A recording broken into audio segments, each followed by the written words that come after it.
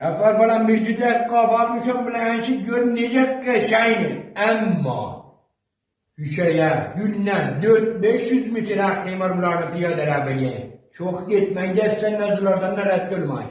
Ders şu ya bunları yiymeyen.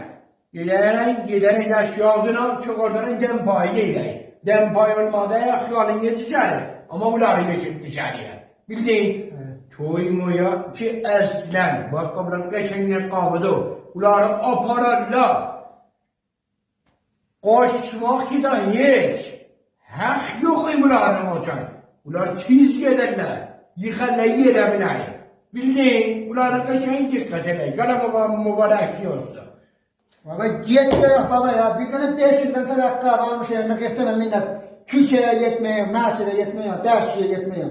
İstemiyorum istem. At değmez ya. İstemiyorum. Bunlar at değil ya. İstemeyin cehenneme. Ben özünün içindeydim. Git gel